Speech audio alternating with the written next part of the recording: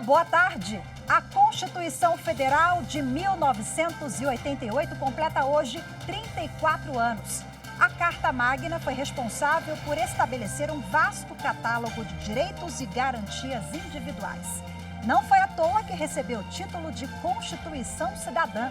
A Constituição também foi importante na garantia de direitos para as mulheres, que à época já buscavam mais espaço na sociedade. No Jornal da Justiça de hoje, nós vamos relembrar o trabalho feito pelas mulheres constituintes e falar dos avanços trazidos pela Constituição de 88. Esse é apenas um dos destaques do dia. Vamos aos demais. Eleições 2022. Presidente do Tribunal Superior Eleitoral, ministro Alexandre de Moraes, ressalta o aumento da diversidade entre os eleitos. Segunda turma do Supremo considera válida a apreensão de drogas em um galpão no porto de Itaguaí, no Rio de Janeiro, sem mandado de busca e apreensão. De acordo com o processo, agentes das polícias federal e civil estavam fazendo vigília permanente em frente ao galpão usado para a exportação de frutas. E ainda, com a autorização da Justiça, a Polícia Federal realiza operação contra o tráfico internacional de drogas.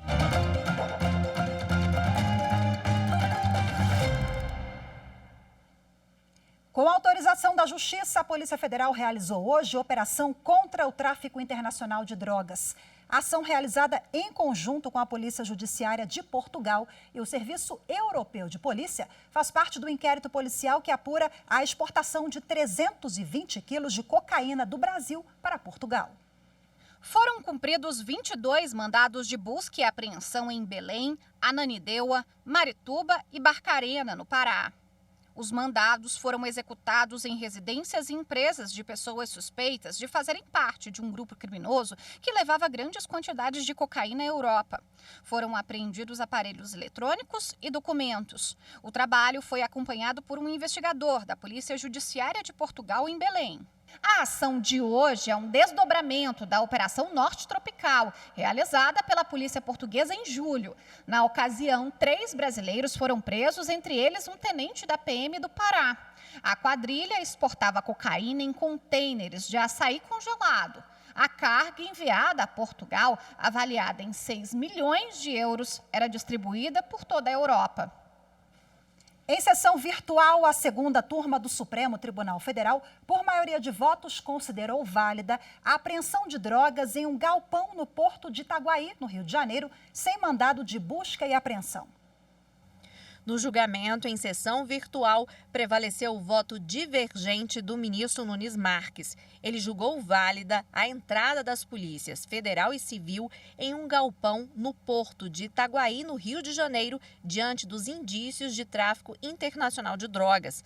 Nunes Marques explicou que a suspeita de crime dispensa a necessidade de mandado judicial conforme tese fixada pelo Supremo de que é lícita a entrada forçada em propriedade privada diante de situações de flagrante delito.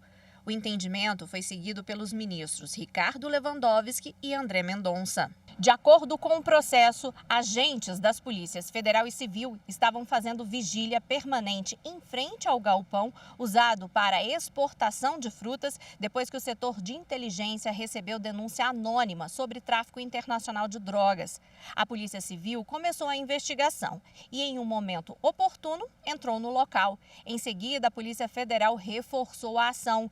Foram apreendidos 695 quilos de cocaína.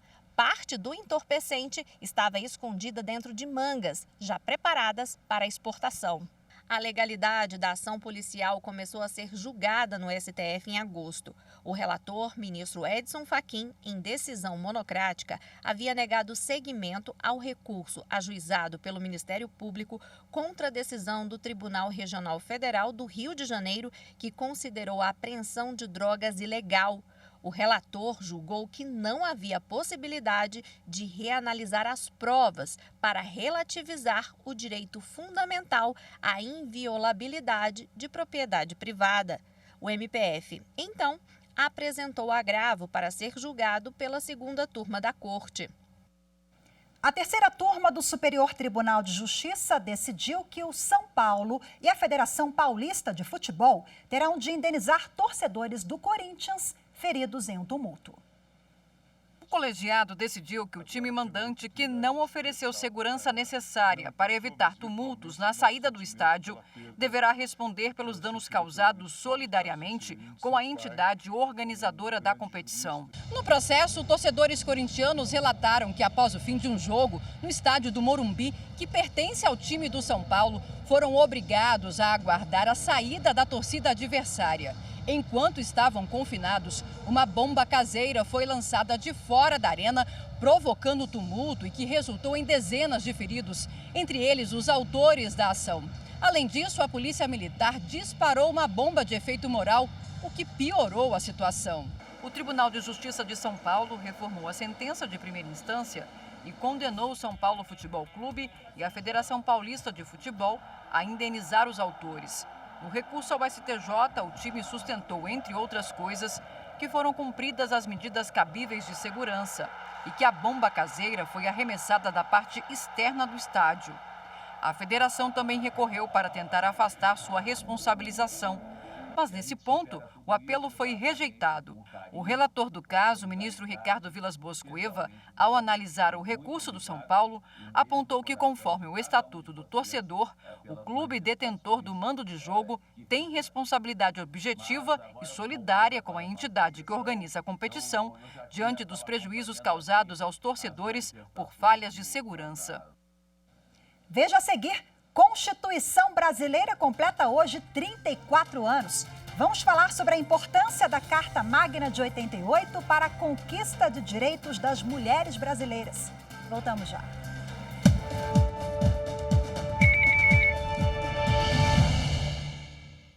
Os povos indígenas confiam no processo eleitoral, confiam nas urnas eletrônicas, que tem tido um processo transparente. É por isso que estão participando ativamente desse processo democrático.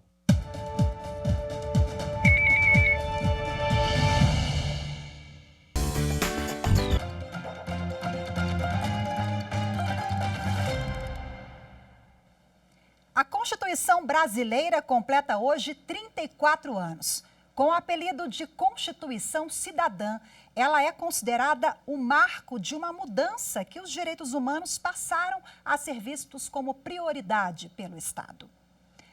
A Constituição Federal de 88 também foi importante para a luta das mulheres brasileiras por mais direitos e espaço na sociedade. Essa história ainda pouco conhecida, a repórter Evne Araújo conta agora pra gente.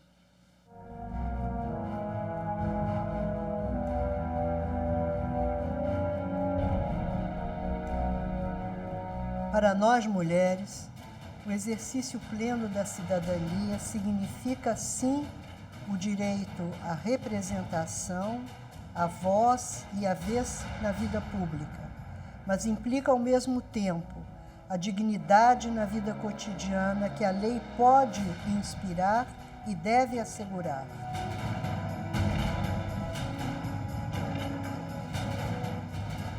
Em 1986, um ano antes da Assembleia Nacional Constituinte, o Conselho Nacional de Mulheres se reuniu para escrever a várias mãos esta carta, um documento destinado aos parlamentares que elaborariam a nova Constituição com as principais demandas das brasileiras naquele momento histórico.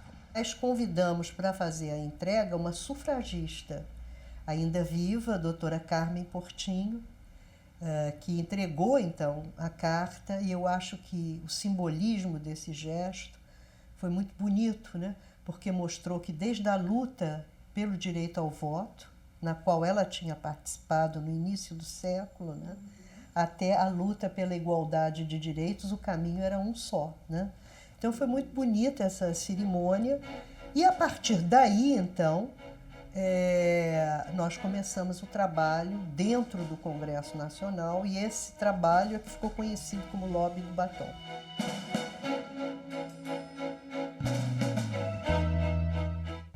Durante a Constituinte, esse cenário ficou comum aos cidadãos. Naquela época, 559 deputados e senadores foram eleitos para representar aqui os interesses da população. Um espaço tão amplo e diverso, porém, foi ocupado por apenas 26 mulheres. Elas assumiram o compromisso de trabalharem e fazerem valer as demandas das mulheres naquela carta. E isso, por isso que eu digo que eu acho que é inédito, passando muitas vezes por cima da orientação do seu próprio partido político. Foi uma verdadeira bancada feminina. O chamado lobby do batom representava apenas 5% de todos os parlamentares eleitos. O termo, que muitas vezes era falado em tom de preconceito, incomodava as deputadas constituintes, mas agia como combustível para a luta delas.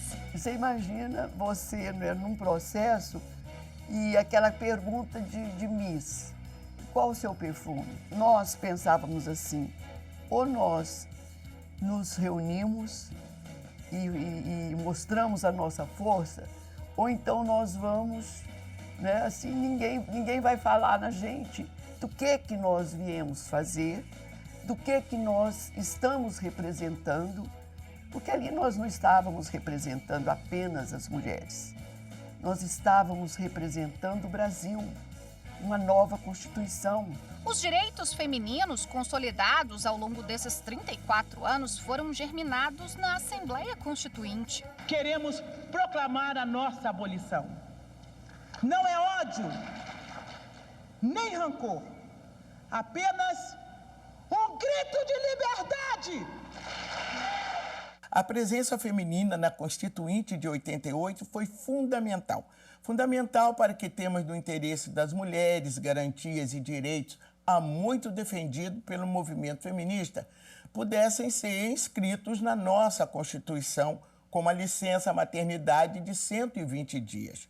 É uma luta do dia a dia e as conquistas que obtivemos até hoje, seja na Constituinte, seja depois dela, como a Lei Maria da Penha, que protege mulheres vítimas da violência machista, são frutos desta luta. Hoje, a bancada feminina no Congresso Nacional conta com 94 parlamentares no exercício do mandato, 77 na Câmara e 17 no Senado. Um número ainda baixo, 12% de representatividade. Nós temos ainda uma ferida a curar sobre a participação feminina na sociedade brasileira. As mulheres são, por uma perversidade discriminatória, uma das grandes maiorias minorizadas pelo discurso e pela prática.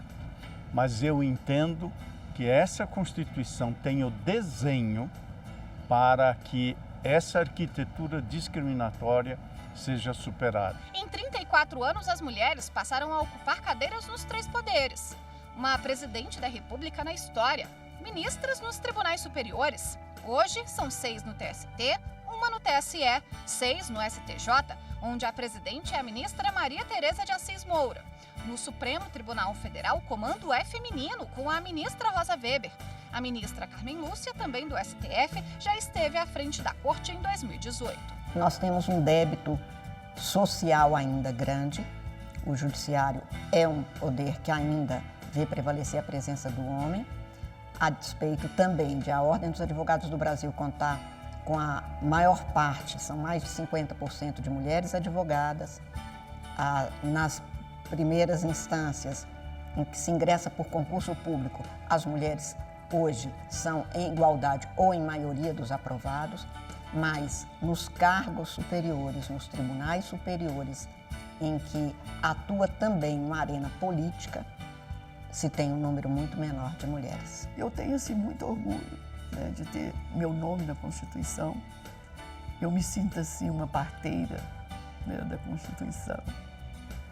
E é como uma criança que passou pelas minhas mãos e que o meu maior sonho é que ela seja cumprida mesmo.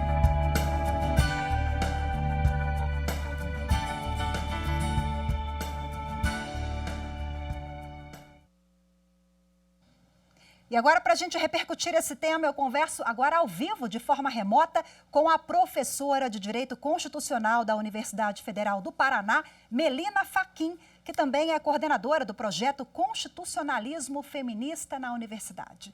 Boa tarde, seja muito bem-vinda, muito obrigada pela sua participação. Boa tarde, eu que agradeço o convite. Doutora, essa reportagem, né? Nossa, que bacana a gente rever e relembrar esses momentos tão emblemáticos. Eu queria que a senhora fizesse uma breve exposição para a gente sobre a importância dessas mulheres constituintes na nossa democracia, no fortalecimento desse processo, na garantia de direitos que nós estamos conquistando devagarzinho, cada vez mais, né? Realmente é impossível não se emocionar ao ver essa reportagem no dia de hoje, nos 34 anos da Constituição, em que o legado dessas constituintes e das mulheres que lutaram na Constituinte, né, que pejorativamente foram aí alcunhadas como lobby do batom e fizeram desse adjetivo, né, força e luta política, a presença delas foi e é muito importante na nossa história constitucional e na consolidação da democracia. Apesar delas terem sido pouco mais de 5% do total dos constituintes, 26%, como dizia ali na reportagem, a articulação do movimento, né, no sentido de que a Constituinte, para valer, tem que ter nome de mulher, né, que não existe Constituição sem a presença das mulheres, que ela é uma Constituição pela metade, deixou sementes muito importantes na nossa Constituição. Ganhos em termos de igualdade salarial, ganhos em termos de licença maternidade de 120 dias, ganhos em termos de aposentadoria, né, direitos previdenciários para as mulheres, e também em relação à própria tutela dos direitos da criança, a igualdade nas relações familiares. Portanto, nós temos muitas sementes plantadas na nossa Constituição, cujo sentido da igualdade ainda se espera florescer no nosso horizonte constitucional brasileiro. Foi um movimento muito importante que deu e continua nos dando muitos frutos em relação aos direitos das mulheres. Doutora Melina, quais são os principais gargalos e os desafios que as mulheres enfrentam hoje na garantia desses direitos, quando a gente fala em igualdades? Bom, as mulheres enfrentam, né, e no direito isso fica como um reflexo dessa sociedade predominantemente masculina que nós vivemos. Eu diria a você que se eu fosse destacar dois grandes desafios, que são muitos, mas se eu fosse destacar dois, eu falaria primeiro disso que a gente chama de divisão sexual do trabalho, como as mulheres, né, recaem aí sobre os principais afazeres domésticos, de cuidados com filhos e filhas, com idosos e idosas, muitas vezes fazendo trabalhos que nem são percebidos socialmente como trabalhos e nem possuem essa repercussão. Isso gera um ciclo muito nefasto, inclusive muitas vezes de dependência econômica das mulheres, que mesmo quando saem para o mercado de trabalho, ainda não ganham o mesmo que os homens ganham para executar os mesmos cargos, as mesmas funções, né? O que nos mostra aí que nós temos muito a avançar nessa frente. E o segundo desafio que eu colocaria é a superação endêmica da violência doméstica contra as mulheres no Brasil. Nós temos reconhecido por instâncias internacionais, a Comissão Interamericana de Direitos Humanos, no caso Maria da Penha, já reconheceu que a violência doméstica é uma endemia no Brasil. As nossas altas taxas de feminicídio são, de fato, preocupantes. Portanto, viver uma vida livre de violência é também um desafio grande que se coloca ao futuro das mulheres e das meninas brasileiras. Doutora Melina, ao longo dos anos, leis infraconstitucionais, o ministro Fachin bem ressaltou há pouco na reportagem, elas vêm sendo aprovadas para incentivar a participação da mulher na política. O TSE também tem feito um trabalho sensacional nisso. Nós vimos resultados no pleito do último domingo. Como é que é a avaliação da senhora, a participação da mulher, né, nos locais onde são tomadas as decisões, na liderança, na sua empresa, no parlamento, é fundamental também para a gente avançar no que precisa, né? Sem dúvida. Um outro bordão que cabe muito bem à participação feminina na Constituinte é que nada sobre nós pode ser feito sem nós, sem a nossa presença. Então, esse protagonismo feminino no campo público e no campo privado é fundamental para nós avançarmos na conquista de direitos. Já fizemos muito, né? Temos a Lei Maria da Penha, temos a qualificadora do feminicídio, o reconhecimento dos mais variados tipos de violência, temos também o reconhecimento da necessidade de reserva de cotas nas candidaturas, com o seu respectivo financiamento, mas nós sabemos que ainda falta muito a avançarmos em matéria da igualdade.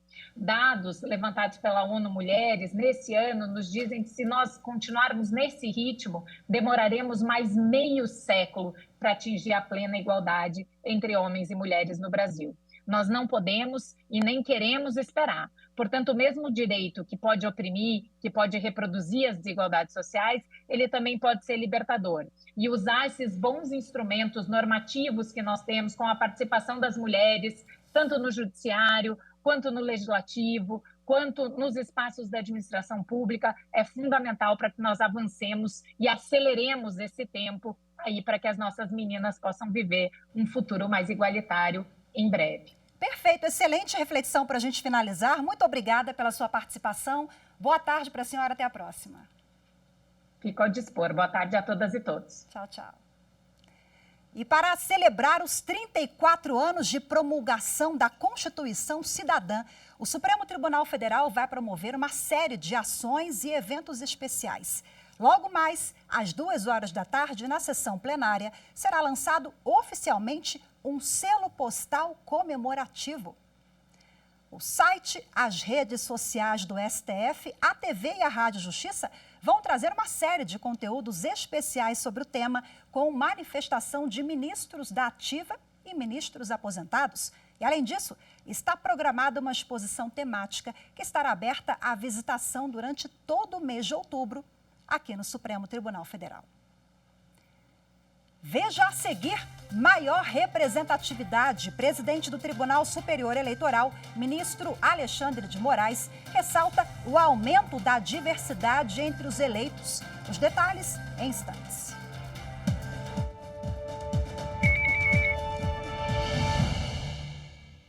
A história das urnas eletrônicas se confunde com a própria história da Justiça Eleitoral, tendo em vista que a previsão da criação das urnas já se dava no Código Eleitoral de 1932.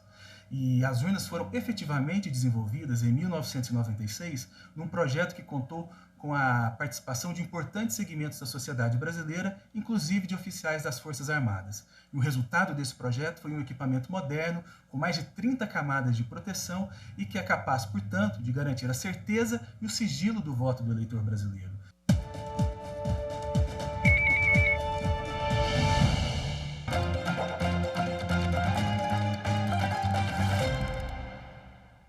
Na primeira sessão do Tribunal Superior Eleitoral, após a votação de domingo, o presidente da Corte destacou os números do primeiro turno. O ministro Alexandre de Moraes chamou atenção para a participação do eleitorado no exercício da democracia e o aumento da diversidade entre os eleitos. Os números do último domingo mostraram que foi o maior pleito em 90 anos da Justiça Eleitoral. 80% dos eleitores aptos a votar foram às urnas para exercer a cidadania. Isso representa 123 de 156 milhões de eleitores. Nós tivemos o menor número de votos em branco e votos nulos das últimas eleições. É importante isso, porque dos 80% do eleitorado que compareceu, efetivamente, a grande maioria votou, escolheu os seus candidatos. O presidente do TSE, ministro Alexandre de Moraes, atribuiu boa parte dessa participação aos jovens que atenderam ao chamado da Justiça Eleitoral. Alexandre de Moraes também comemorou a diversidade na escolha dos representantes no Legislativo e atribuiu o aumento da eleição de negros e mulheres aos incentivos do Tribunal Superior Eleitoral e do Supremo Tribunal Federal. Dos 513 deputados e deputadas eleitos, 91 deputados ou 91 membros da Câmara dos Deputados são mulheres. Também houve um aumento das candidaturas pretas, dos pretos e pardos eleitos, tanto mulheres quanto pretos e pardos eleitos, o que mostra que mesmo não a passos largos ainda, mas que as medidas tomadas pelo Tribunal Superior Eleitoral e referendadas pelo Supremo Tribunal Federal em relação às candidaturas de mulheres e às candidaturas negras vem dando certo no sentido de incentivar essas candidaturas. O ministro também lembrou o uso da tecnologia para justificar a ausência nas urnas no último domingo. Mais uma vez, o eleitor pode justificar o voto pelo aplicativo e-título da Justiça Eleitoral, facilitando o procedimento, inclusive para brasileiros que moram no exterior e não puderam votar. O presidente do TSE agradeceu a atuação dos mesários, servidores da Justiça Eleitoral, magistrados, membros do Ministério Público Eleitoral, tribunais e OAB, que se empenharam durante todo o processo, e disse que a sociedade mais uma vez respondeu à altura. Alexandre de Moraes lembrou que o trabalho continua para melhorar ainda mais no próximo turno. Convido todos os eleitores e eleitoras a participarem novamente no dia 30 de outubro, no segundo turno, participarem novamente da grande festa da democracia, do grande exercício da democracia, exercício do voto. O Tribunal Superior Eleitoral já está planilhando e tomando todas as medidas necessárias para que as filas que ocorreram em algumas sessões eleitorais não voltem a ocorrer no próximo domingo, dia 30, no próximo turno. E nessa terça-feira, o ministro Dias Toffoli, do Supremo Tribunal Federal, tomou posse como membro substituto do Tribunal Superior Eleitoral, em cerimônia realizada na sede da Corte. A solenidade de posse ocorreu no gabinete do presidente do Tribunal Superior Eleitoral, ministro Alexandre de Moraes. Dias Toffoli foi eleito pelo Supremo Tribunal Federal, o STF, para o cargo de ministro substituto do TSE em setembro e assume a vaga deixada pela ministra Carmen Lúcia, que tomou posse como titular em agosto. Toffoli já foi presidente do TSE de 2014 a 2016. Durante a cerimônia, Moraes destacou a importância do retorno do magistrado ainda em período eleitoral. Sua Excelência poderá contribuir certamente com a experiência que tem, não só como ministro, mas antes como advogado aqui no Tribunal Superior Eleitoral. É sabido de todos a paixão do ministro Dias Toffoli pela Justiça Eleitoral, pelo Tribunal Superior Eleitoral. Ganha o TSE e especialmente a presidência, que vai poder contar agora com 3 ex-presidentes na equipe do Tribunal Superior Eleitoral. O TSE é composto por, no mínimo, 7 ministros efetivos, sendo 3 deles originários do STF. São eles: Alexandre de Moraes, como presidente, Ricardo Lewandowski como vice e Carmen Lúcia. No fim do mês, eleitores de todo o país voltam às urnas para eleger presidente da República. 12 estados também têm que escolher governador. Os tribunais regionais eleitorais de todo o país têm feito um balanço do primeiro turno. O presidente do TRE do Amapá afirmou que as eleições correram sem maiores problemas e que o acidente que aconteceu com uma embarcação não impactou no resultado das eleições. O presidente do TRE do Amapá, desembargador Gilberto Pinheiro, falou do andamento da votação no primeiro turno e os preparativos para a volta às urnas no dia 30 de outubro. Representantes do TRE destacaram que no estado não houve nenhum problema que tenha atrapalhado a votação ou a totalização dos resultados. Integrantes do TRE do Amapá comentaram o acidente que aconteceu após a votação, quando uma embarcação que transportava 3 militares, 2 mesários e uma urna eletrônica naufragou próximo à entrada da comunidade de Palmulato, localizada na região ribeirinha do município de Itaubal. Todos os 5 tripulantes estavam de colete salva-vidas e foram socorridos imediatamente. Os dados da urna já haviam sido enviados para o TSE, portanto, não houve nenhum prejuízo para a votação. Foi só um bem material que nós perdemos aí a embarcação, o motor, mas o bem material importante é que não houve nenhum problema numa perda humana. Isso aí que seria pior. Exatamente. Hoje ficamos por aqui. Muito obrigada pela sua companhia. Ótima tarde. Até amanhã. Tchau, tchau.